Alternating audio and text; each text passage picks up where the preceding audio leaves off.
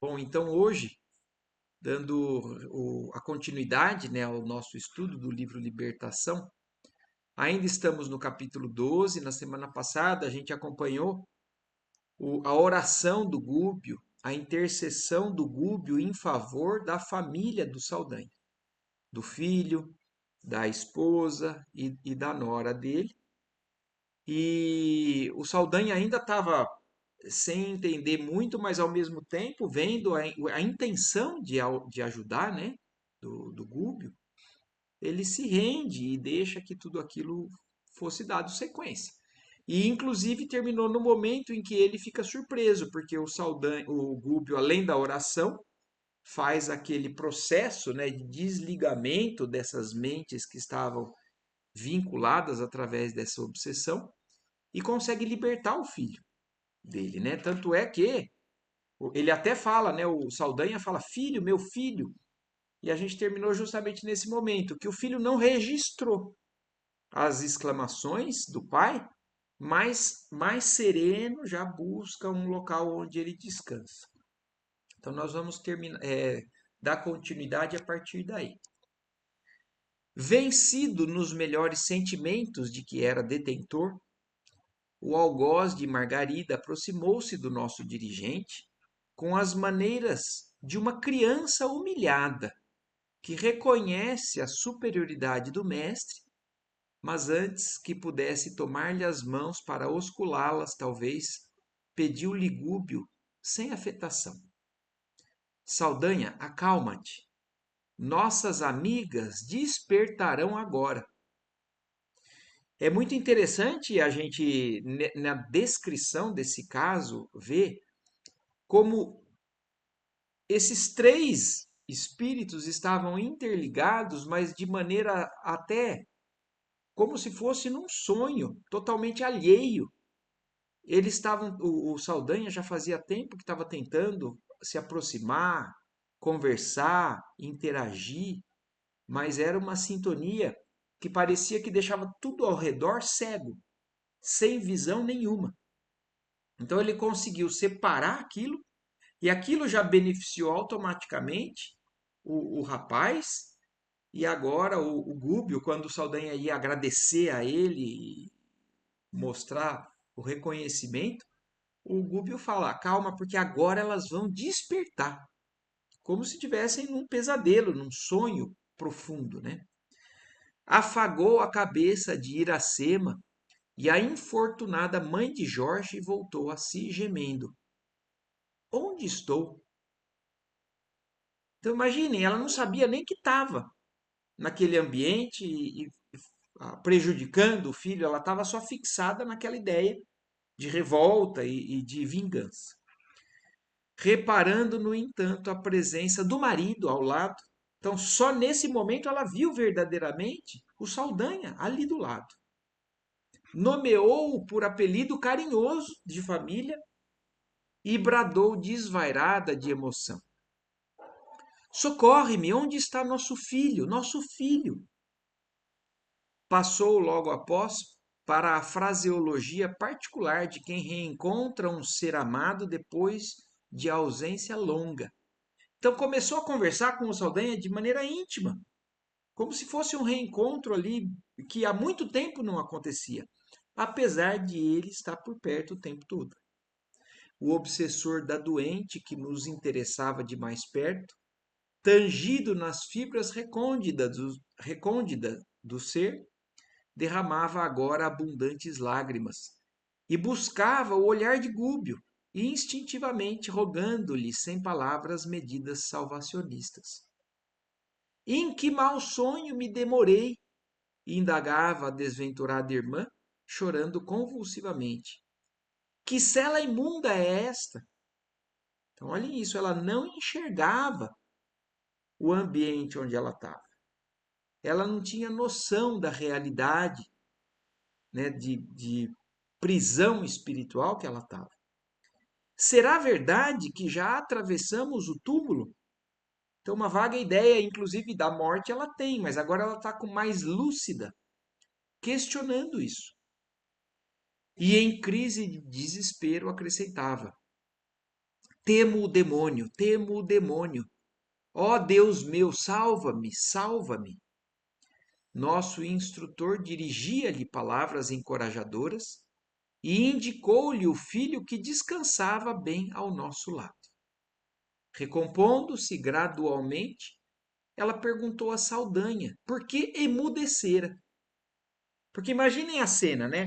Ela acordou, reconheceu a presença do Saldanha, começou a conversar com ele, perguntava, tinha dúvidas, e quem estava esclarecendo era o Gúbio. O Saldanha estava atônito, calado.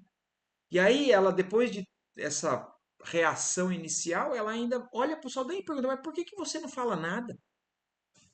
Faltando a palavra amorosa e confiante de outro tempo.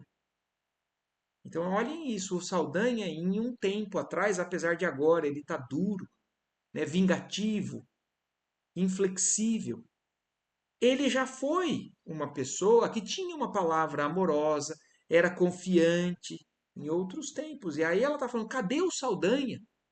E na verdade ela nem chamava ele de Saldanha, né, como falou ali atrás. Ela chamava ele por um apelido carinhoso que era comum entre eles. Ao que o verdugo de Margarida respondeu significativamente. Então aí ele responde: Iracema, eu ainda não aprendi a ser útil.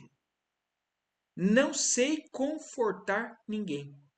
Então, olhem que bonito também esse reconhecimento do Saldanha, até então um obsessor implacável, desejando, sem nenhum movimento de ceder, né, ao lado do bem. Ali ele se reconhece, primeiro porque ele viu a condição do que o Gúbio fez, e ali intimamente, então, ele está se vendo como eles também descreveram, né, como o André Luiz descreveu, como uma criança humilhada, percebendo que tudo aquilo que ele falava forte nada mais era do que ainda, né, a ignorância, uma pequenez do espírito dele. E aí ele falou: eu não falei porque eu não sei falar de maneira útil, eu não sei aliviar a dor de ninguém. Eu vou traduzir, né, para o outro lado, mas são palavras minhas, não está aí no texto. Mas é como se ele falasse: eu só sei prejudicar, eu só sei agredir. A essa altura, a sofredora mãe, então desperta, passou a interessar-se pela companheira de infortúnio que fazia a mão direita movimentar-se sobre a garganta. Então aí a Iracema passou a prestar atenção na nora que estava ali junto e ainda naquela sensação de incômodo pelo suicídio. Crendo a custo tratar-se da nora, que se lhe fizera irreconhecível, apelou aflita. Irene, Irene! Interveio Gúbio com o poder do despertamento que lhe era peculiar, distribuindo vigorosas energias aos centros cerebrais da criatura que continuava abatida. Transcorridos alguns instantes, a nora de Saldanha ergueu-se, num grito terrível. Sentia dificuldade em articular a voz. Sufocava-se ruidosamente, presa de angústia infinita. Então, aí também com o auxílio do Gúbio, ela ainda estava meio que, ela já estava liberta daquele vínculo que estava fazendo toda aquela impossibilidade de enxergar além, mas ainda num transe, né? E o Gúbio faz ainda um movimento de melhoria e aí ela desperta um pouco mais. Nosso orientador, vigilante, assegurou-lhe ambas as mãos com a destra e com a mão esquerda ministrou-lhe recursos magnético-balsâmicos sobre a glote. E, sobretudo, ao longo das papilas gustativas, acalmando-a de alguma sorte. Então, olhem também a intervenção magnética para aliviar aquele transtorno, aquela alteração causada pelo veneno ali tanto nas papilas quanto na glote do perispírito da Irene. Embora despertada, a suicida não mostrava a relativa consciência de si mesma. Não guardava a menor ideia de que seu corpo físico se desfizera no túmulo. era o tipo da sonâmbula perfeita, acordando de súbito.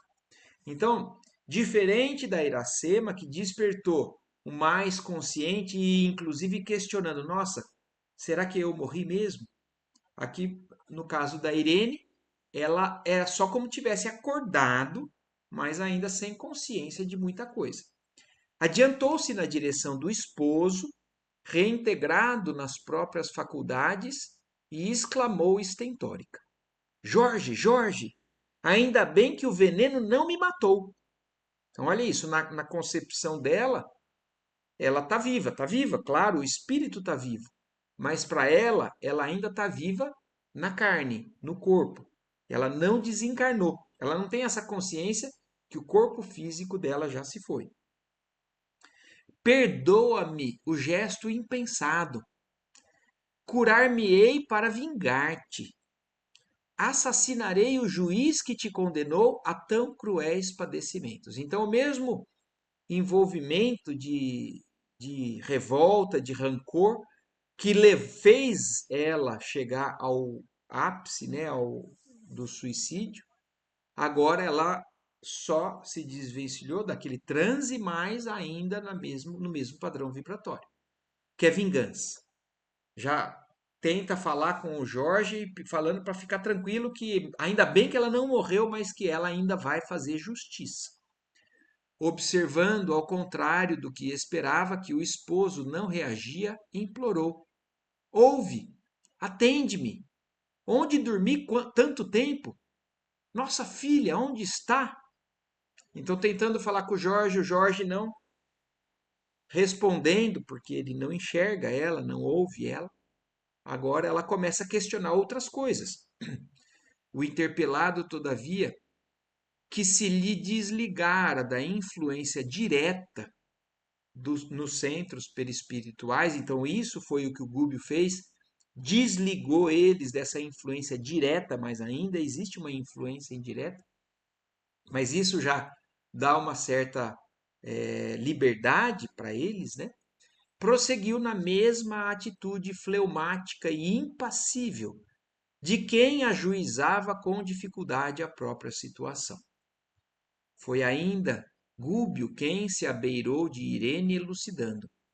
Aquieta-te, minha filha. Sossegar-me? Eu?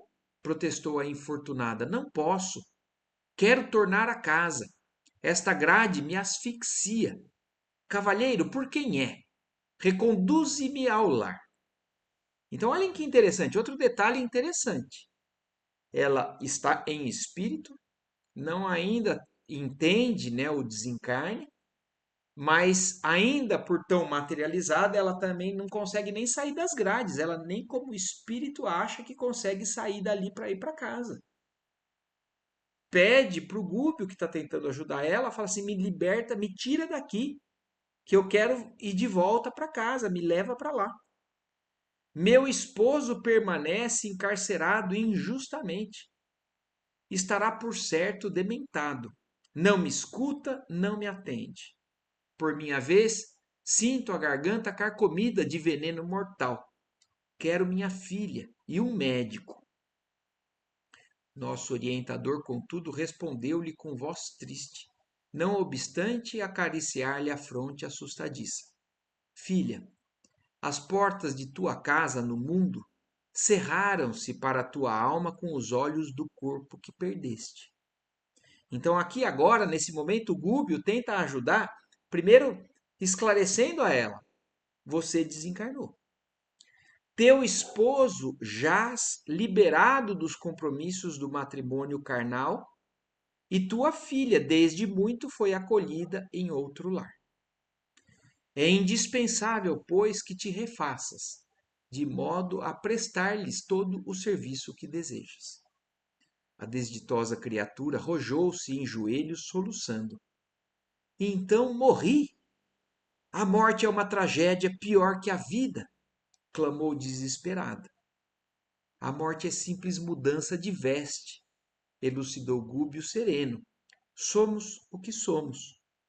Depois do sepulcro, não encontramos senão o paraíso ou o inferno criados por nós mesmos. Então, aqui uma realidade que muitas vezes também a gente já viu nos estudos, aqui no estudo do Livro dos Espíritos, que muitas vezes a gente faz, no estudo das outras obras de Kardec, mostrando que a morte do corpo físico, né, então o desencarne, não muda a nossa situação como um milagre. A gente continua exatamente como a gente está. Se revoltado, continuamos revoltados. Se com fé, com perseverança, com alegria, nós continuamos com alegria. Então, nós vivemos um céu ou um inferno, ou lá ou cá. É um padrão vibratório que a gente se envolve dependendo da situação externa que acontece e dependendo de como a gente reage com relação àquilo. E aqui fica também muito óbvio nessa descrição, né? Muito claro, como muitas vezes as situações, dependendo do nosso grau de esclarecimento e de confiança, de fé, faz com que a gente fique preso naquela. E pode vir ajuda externa e a gente afasta, a gente coloca tudo de lado e se fecha. E por quanto tempo isso pode durar depende da nossa teimosia, da nossa dificuldade, da nossa boa vontade, da nossa abertura. E adoçando a voz para conversar na condição de um pai, prosseguiu comovido. Por que atiraste fora o remédio salvador, esfacelando o vaso sagrado que o continha? Olha isso. O remédio salvador. Olha o que o Gúbio está falando. Por que você jogou fora o remédio salvador, destruindo o vaso sagrado que o continha? Que era a encarnação dela. A oportunidade do corpo físico recebido para as lutas, mesmo que fossem difíceis. Por que você jogou fora esse presente divino? Por que você negou isso, matando o seu próprio corpo? Nunca ouviste o choro dos que padeciam mais que tu mesma? Jamais te inclinaste para registrar as aflições que vinham de mais fundo? Por que não auscultaste o silencioso martírio daqueles que não possuem mãos para reagir, pernas para andar, voz para suplicar? E aí o Gúbio fazendo ela então refletir sobre tudo isso, ele não está acusando ela. Porque ele, na condição de alguém que quer ajudar de verdade, ele está fazendo ela refletir no porquê ela chegou ali. E aí ela responde: a revolta consumiu-me, explicou a desventurada. Sim. Então, como, né, alguém que leva, né, como se fosse uma psicanálise, né, fazendo aquela pessoa a enxergar, a reconhecer aquilo que ela estava vivenciando. Aí ele pergunta, ela responde afirmativamente e ele fala: sim, confirmou o instrutor solícito. Um momento de rebeldia põe um destino em perigo. Como diminuto erro de cálculo ameaça a estabilidade de um edifício inteiro. Outro dia, recentemente, eu ouvi uma palestra do Haroldo Dutra Dias, né, que falou exatamente isso. A gente não precisa, às vezes, de 5 minutos para acabar com uma oportunidade ou para estragar a nossa vida. E é isso que ele está falando. Às vezes, é um errinho pequeno que abala a estrutura de um prédio inteiro. Então, às vezes, é um momento de rebeldia mal apoiado em bases sublimes, né, em bases sólidas, colocam um destino em perigo. A gente sabe também que não põe tudo a perder, porque sempre existem novas chances, novas oportunidades. Mas a oportunidade daquela encarnação foi agravada, ao invés de solucionada, porque muitas vezes a pessoa que entra num desespero como esse, ela não faz na intenção de se prejudicar, ela faz na intenção de solucionar um problema, mas da maneira mais errada que poderia fazer, e aí agrava o problema. E é o que ela falou, nossa, então a morte é uma tragédia pior que a vida. E aí o Gubi fala, não, na verdade é somente a continuidade. Só que aquela oportunidade que você tinha, aquela bênção, aquele empenho espiritual e divino que você teve daquela oportunidade de encarnação, aquela você desfez, você perdeu e se comprometeu perante a justiça divina. Ô Marco, Oi, mas a pessoa que se mata é uma pessoa que também está precisando de muita ajuda. quem? O suicídio vem em decorrência de um sofrimento muito grande. Não Com é certeza. a intenção de aliviar o sofrimento. Na verdade, é falta de condições de pensar, de poder decidir. Ela não está decidindo uma coisa ou outra. Muitas vezes é falta de capacidade de decidir. Ela quer aliviar a angústia que ela está sentindo. E ela não consegue fazer de outra forma. Sim, mas para ela chegar nisso, Adriana, é isso que a espiritualidade está nos mostrando. Porque o que a psicologia consegue alcançar não tem esse entendimento espiritual. Foram escolhas de caminhos a serem seguidos de fé e de oportunidades que ela foi negando lá atrás, até chegar nesse ponto em que ela não tinha mais condições de decidir. Mas ainda assim, ela tinha escolhas. E foi exatamente isso que ele falou. O que que você fez lá atrás, né? Nunca ouviste o choro dos que padeciam mais do que tu mesma? Por que não escutaste o silencioso martírio daqueles que não possuem mãos para reagir, pernas para andar? Então, exemplos de confiança divina nós temos assim aos milhões ao redor. Mas ainda assim é uma escolha que fazemos negativa até chegar nesse ponto. Então, não existe a falta de culpa. Existe, Adriana, e isso a espiritualidade também fala, os atenuantes e os agravantes. Então, existem suicídios que a pessoa tem mais responsabilidade, por exemplo, os suicídios planejados. Aqueles que você não foi envolvido num momento de desespero ou no envolvimento de uma influência espiritual obsessiva muito forte por fora, mas que ainda assim também tem culpa, porque a gente já entendeu isso também. Uma obsessão nunca é unilateral. Eu abro portas, eu me sintonizo com uma vibração negativa e eu escolho me manter na vibração negativa nos momentos ainda menores, só que eu vou alimentando, eu deixo aquilo crescer.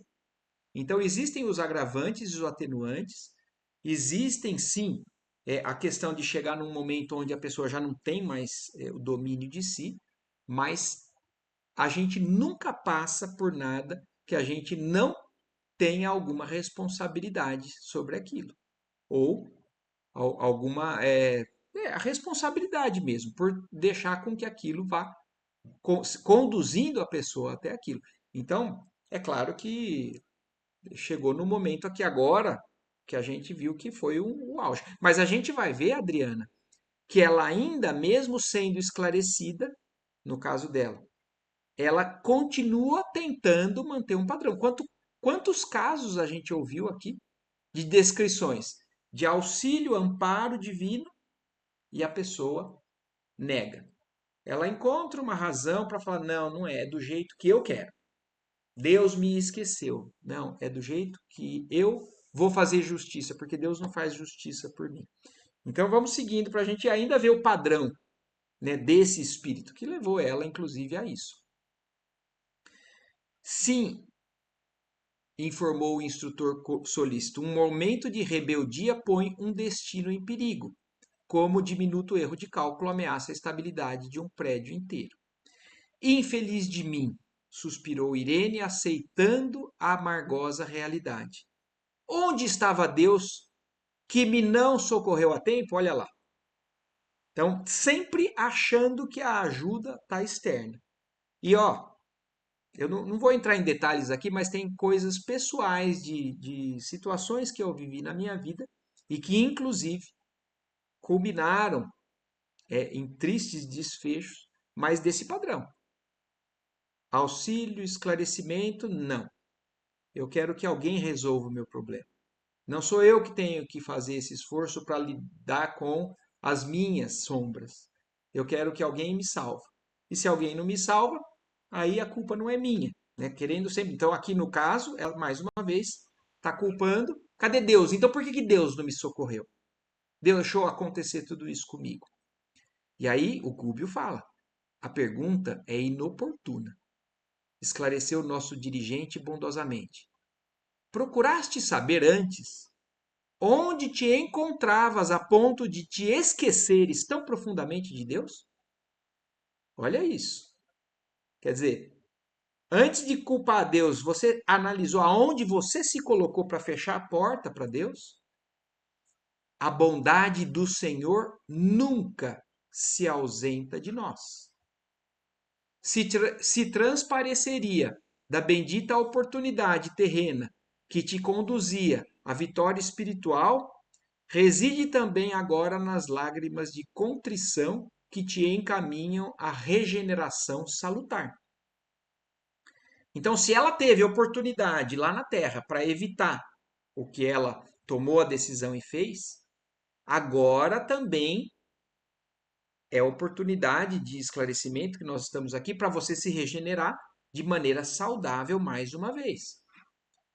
Admito que possas, em breve, alcançar semelhante bênção. Entretanto, cavaste enorme precipício entre a tua consciência e a harmonia divina. Então, olha aqui, ó, Adriano. Para ela chegar nesse momento onde ela não tinha mais como dominar a situação, ela foi cavando uma distância entre ela e Deus, que precisarás transpor efetuando a própria recomposição. Por algum tempo, experimentarás a consequência do ato impensado.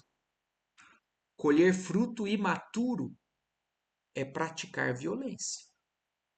Intoxicaste a matéria delicada sobre a qual se estruturam os tecidos da alma.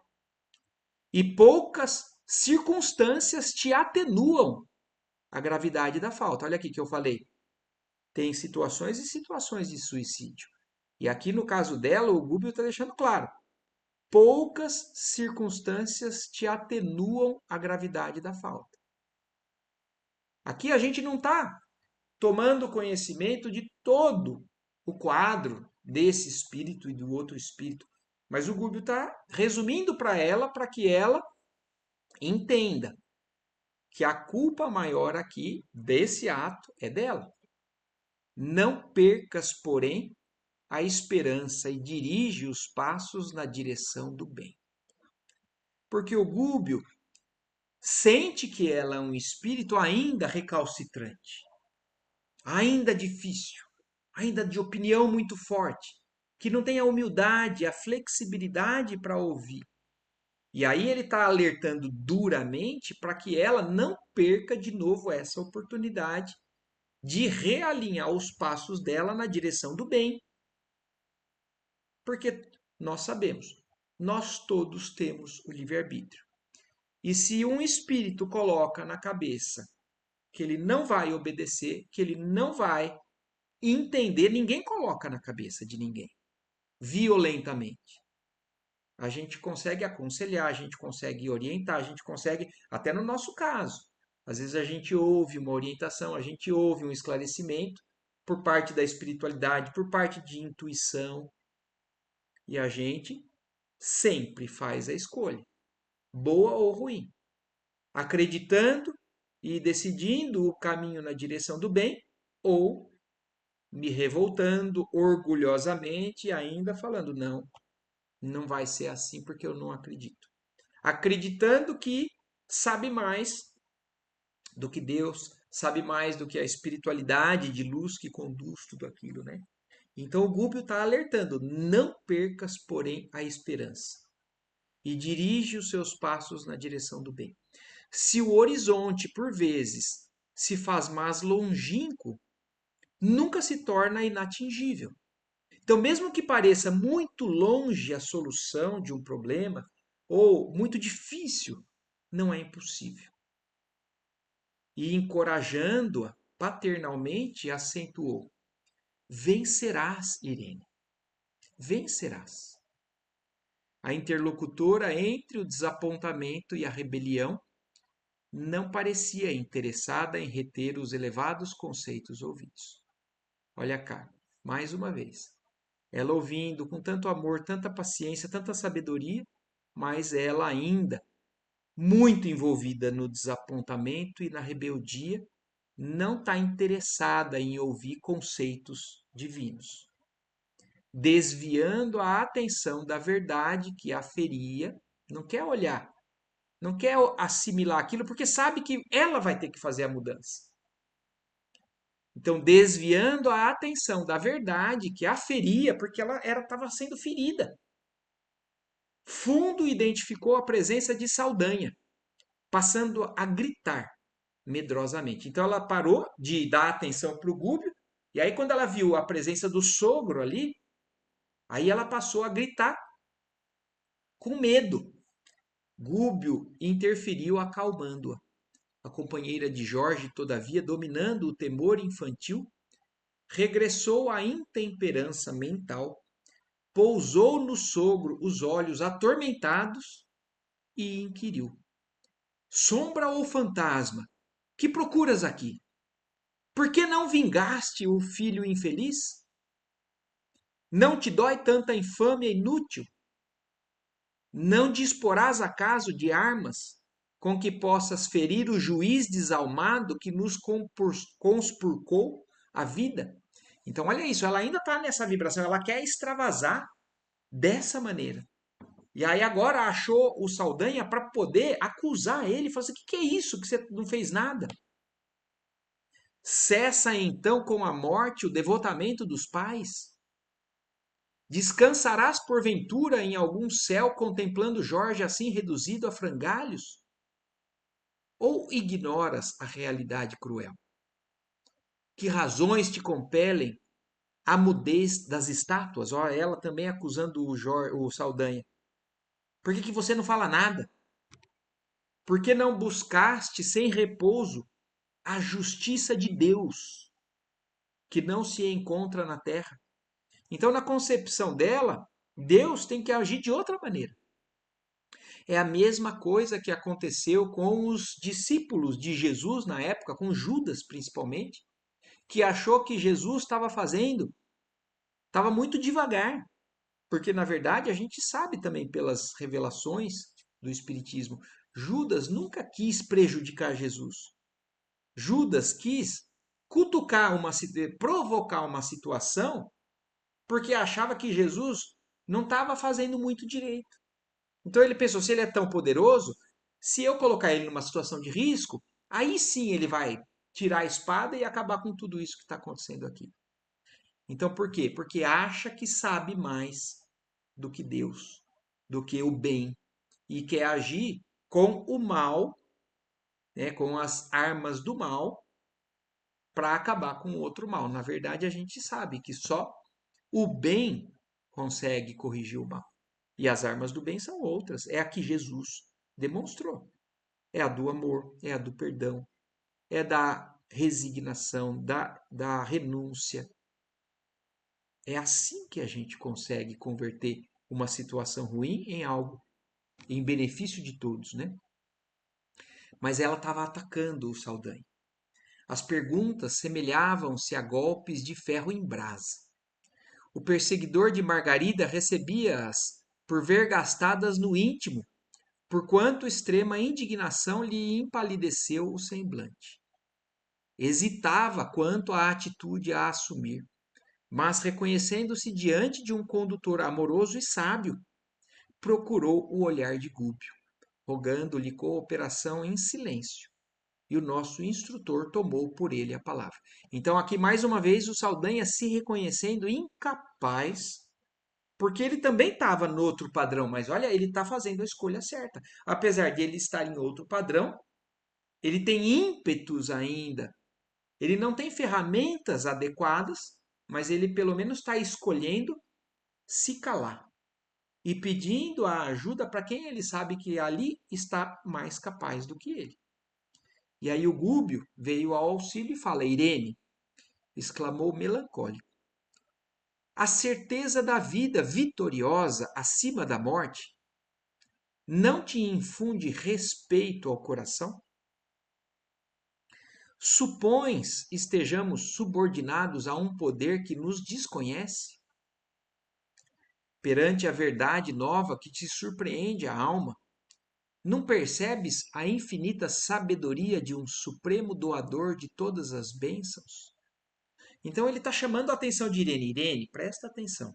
Você não acabou de ver que a gente continua depois da morte? Que Deus existe, que dá a vida eterna, que está cuidando? Você não reconhece a sabedoria? Onde se encontra a felicidade da vingança? O sangue e as lágrimas de nossos inimigos apenas aprofundam as chagas que se nos abriram nos corações. Acreditas que a legítima consagração de um pai deva traduzir-se através da dilaceração ou do homicídio, da perseguição ou da cólera? Então ele está tentando fazer também ela refletir naquilo que ela está pedindo para ele. Você acha que a paz vai encontrar realmente na no homicídio, na morte de outra pessoa? Na perseguição, na cólera? Saldanha veio até este cárcere por amor. E eu creio que as mais nobres conquistas dele lhe retornam à superfície da personalidade, triunfantes e renascentes. Não lhe precipites a ternura paterna no abismo do desespero, de cujas trevas procuras inutilmente fugir. Então, chamando a atenção dela, você está tentando tirar algo de nobre que está sendo colocado aqui por parte do Saldanha. Você está tentando desviar um sentimento amoroso para um sentimento de revolta, de revanche, de punição, de ódio.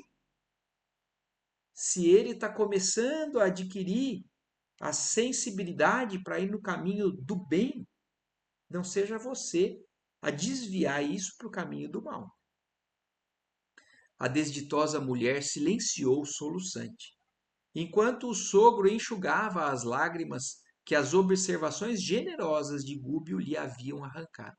Então, o próprio Saldanha estava reconhecendo que nele estava brotando aquilo que ele tinha de bom, de puro, de sublime dentro dele que tinha ficado somente abafado. Ainda estava ali dentro dele e ali estava vindo à tona de novo. E por isso ele também estava ganhando forças.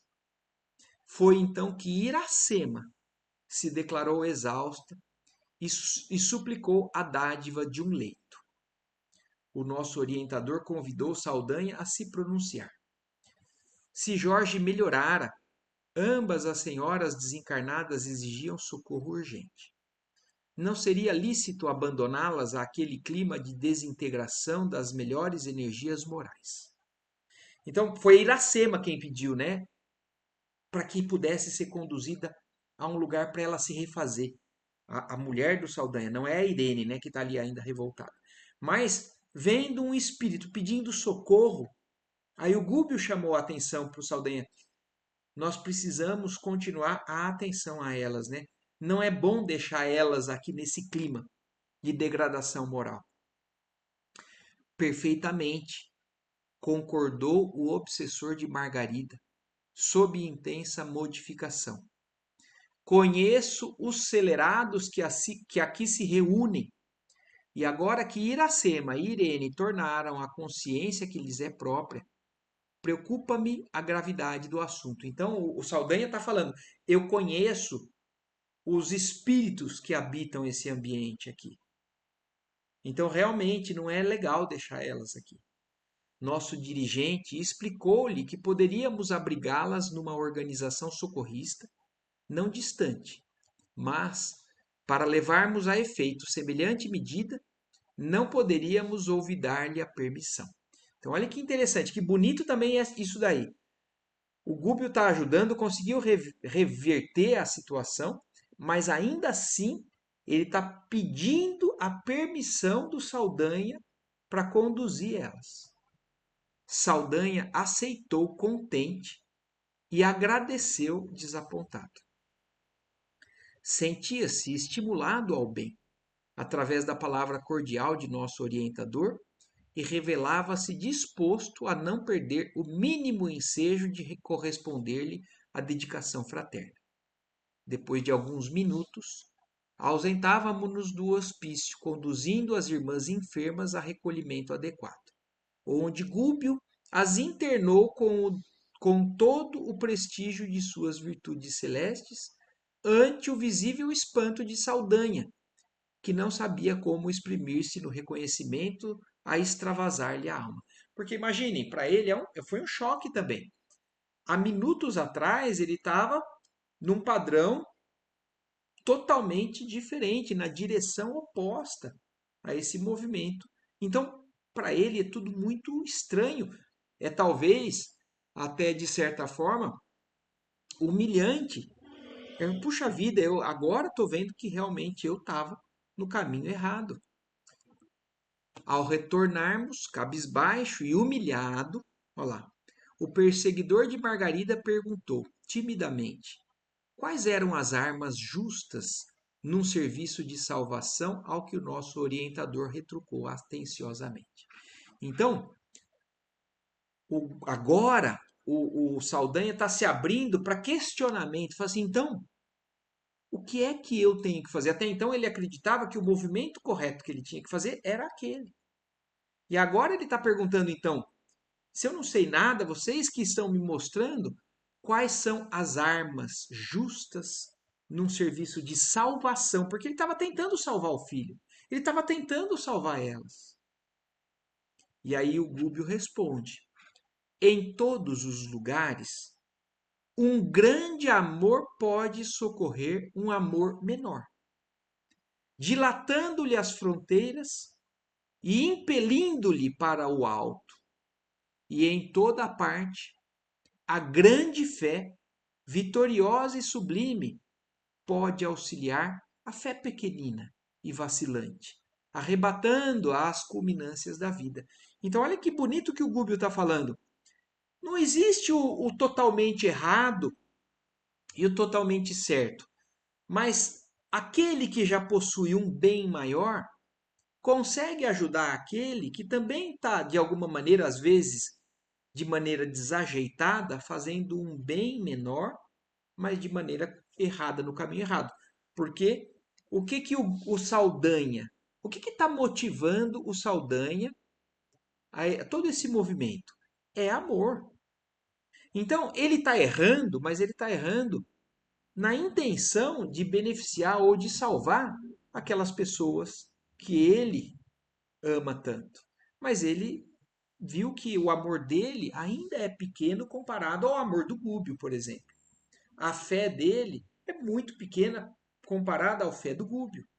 E do Gúbio ainda é infinitamente pequena do que se comparado ao amor de Jesus e à fé de Jesus.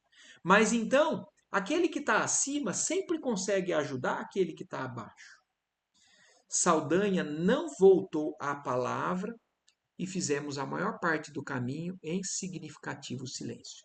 Então, só aquela resposta curta que o Gúbio deu para o Saldanha e para nós, né, aqui descrito no final do capítulo, já serve de base para reflexão de muito tempo, né? E aí eu vou voltar também num trecho, aquela mesma palestra que eu falei que eu ouvi do Haroldo essa semana, que falava, né, de algumas coisas que eu citei hoje. O Haroldo Dutra Dias também falou nessa palestra o seguinte, que aquele que erra por amor, na verdade, já está no caminho certo. Já está metade acertando. Então, esse é o caminho, o amor. Mas às vezes, por amor, a gente ainda se atrapalha, a gente ainda não tem conhecimento pleno da verdade. Então, que nós busquemos aqueles que já estão um pouquinho adiante para poder nos amparar. Quando a gente se reconheça na condição, por exemplo, que o Saldanha se reconheceu. Está querendo fazer, amparar aos que ele ama, mas está fazendo todinho atrapalhado. Fazendo, escolhendo as armas erradas. E foi bonita a palavra, né? Exatamente a pergunta que o Saldanha fez. Mas então quais são as armas para a verdadeira salvação? E aí ele falou, é o amor e a fé. Mas aquele que tem a fé pequenina, se ampare naquele que tem a fé maior. Aquele que tem um amor pequenino também se ampare naquele que é a fonte do amor maior. E para nós, para todos nós aqui, humanidade encarnada e desencarnada na Terra, o amor maior é Jesus. O exemplo do caminho do amor maior é Jesus. Então, que todos nós sempre nos amparemos nisso. E existem os intermediários, aqueles que avançaram no caminho, os nossos mentores espirituais ou anjos da guarda, a gente chame como quiser, ou aqueles, os espíritos, né, que conduzem a nossa vida, ou familiares mais adiantados, ou os mentores, sejam quem for, mas são os espíritos que nos acompanham, que nos coordenam, que nos amparam. Mas o que é que a gente tem que fazer? Fazer o movimento dessa busca nesse sentido e não nos entregarmos a pensamentos que nos colocam cada vez mais para baixo, porque senão nós vamos fazendo escolhas erradas, né? E a situação vai piorando e muitas vezes a gente depois vai lamentar cada vez mais e ainda como no caso da Irene, né?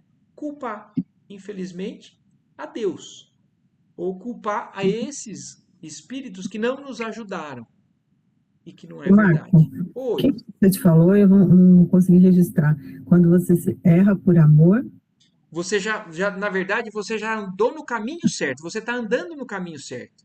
Então você não é um erro 100% errado, Adriana. mas sabe o que eu pensei? Hum, Que é o meu dia a dia de trabalho. E os feminicídios? como que é? Não entendi. É porque é meu dia a dia de trabalho. E os feminicídios? Ah, As entendi. pessoas acham que estão errando por amor, matam por amor.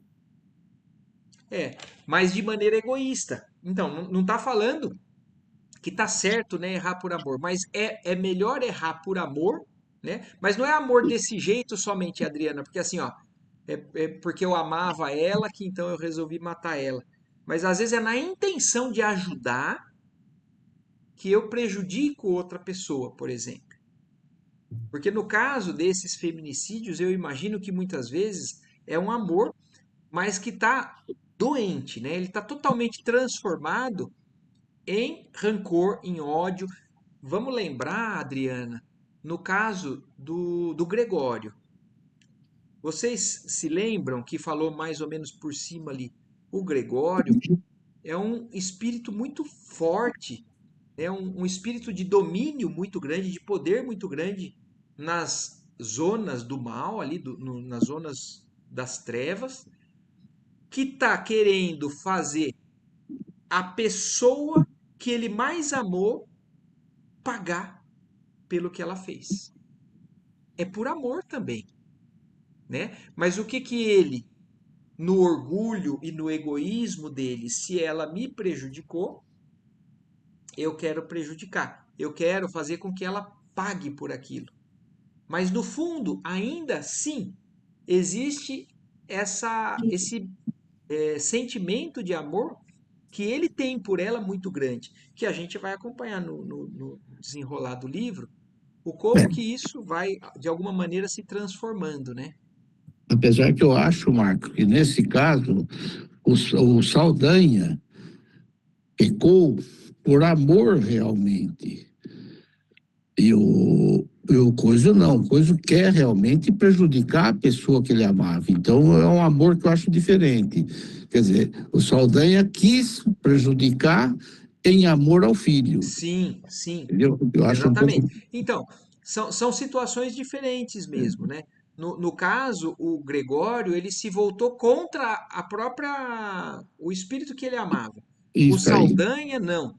por amor a alguns seres muito próximos, Que ele ele está está querendo fazendo isso. vingança e prejudicar quem prejudicou É isso aí. aqueles E, espíritos. e o Gregório estava fazendo por amor, mas prejudicando Sim. porque ele queria, né? Mas no Ele em caso, si. como a Adriana falou, os casos do dia a dia dela, como ela lida, muitos se envolvem numa relação passional e porque a pessoa amada não corresponde da maneira que ele espera ou prejudica ele, aquilo se converte, é um sentimento de amor que se adoece e ele, por amor, muitas vezes, então, tira a vida da pessoa, porque não quer que ela continue com outra pessoa, ou seja lá qual for o motivo, né?